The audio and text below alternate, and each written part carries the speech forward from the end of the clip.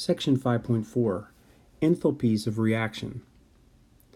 Because delta H equals the final enthalpy minus the initial enthalpy, the enthalpy change for a chemical reaction is given by the enthalpy of the products minus the enthalpy of the reactants. The enthalpy change that accompanies a reaction is called the enthalpy of reaction, or merely the heat of reaction, and is sometimes written delta H reaction, where reaction is commonly abbreviated for reaction, RXN.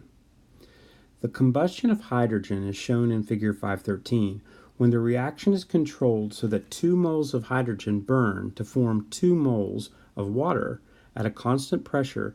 The system releases 483.6 kilojoules of heat. We can summarize this information as 2 moles of hydrogen gas plus 1 mole of oxygen gas yields 2 moles of water, and the delta H is negative 483.6 kilojoules.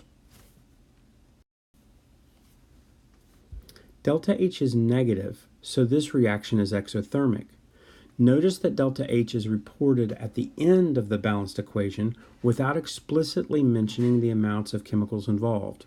In such cases, the coefficients in the balanced equation represent the number of moles of reactants and products producing the associated enthalpy change. Balanced chemical equations that show the associated enthalpy change in this way are called thermochemical equations.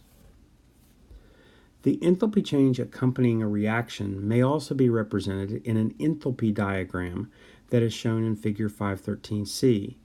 Because the combustion of hydrogen gas is exothermic, the enthalpy of the products in the reaction is lower than the enthalpy of the reactants. The enthalpy of the system is lower after the reaction because energy has been lost in the form of heat released to the surroundings. The reaction of hydrogen with oxygen is highly exothermic. Delta H is negative and has a large magnitude, and it occurs rapidly once it starts. It can occur in explosive violence too, as demonstrated at the disastrous explosions of the German airship Hindenburg in 1937. And the Space Shuttle Challenger in 1986. The following guidelines are helpful when using thermochemical equations and enthalpy diagrams. Number 1. Enthalpy is an extensive property. The magnitude of delta H, therefore, is directly proportional to the amount of reactant consumed in the process.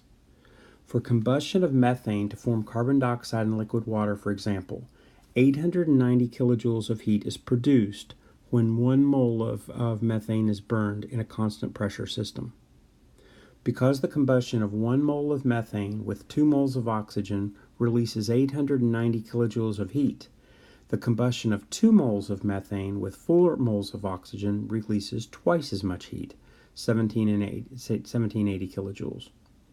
Number 2, the enthalpy change for a reaction is equal in magnitude but opposite in sign to delta H for the reverse reaction. For example, if we could reverse equation 518 so that methane gas and oxygen formed from carbon dioxide and water, the delta H for that process would be 890 kilojoules. When we reverse a reaction, we reverse the roles of products and reactants. As a result, the reactants in the reaction become the products of the reverse reaction, and so forth. From equation 516, we see that the reversing the products and reactants leads to the same magnitude, but a change in the sign for the heat of a reaction. This relationship is diagrammed for equations 518 and 519 in figure 515. Number 3. The enthalpy change for a reaction depends on the state of the reactants and the products. If the product in the combustion of methane in equation 518 were gaseous water instead of liquid water, the heat of reaction would be 802 kilojoules instead of negative 890 kilojoules. Less heat would be available for transfer to the surroundings because the enthalpy of gaseous water is greater than that of liquid water. One way to see this is to imagine that the product is initially liquid water. The liquid water must be converted to water vapor, and the conversion of 2 moles of water to 2 moles of water vapor is an endothermic reaction that absorbs 88 kilojoules of heat. Thus, it's important to specify the states of reactants and products in thermochemical equations. In addition, we'll generally assume that the reactants and products are both at the same temperature, 25 Celsius, unless otherwise indicated. In many situations, it's valuable to know the enthalpy change associated with a given chemical process. As we'll see in the following sections, delta H can be determined directly by experiment or calculated from the known enthalpy changes of other reactions by invoking the first law of thermodynamics.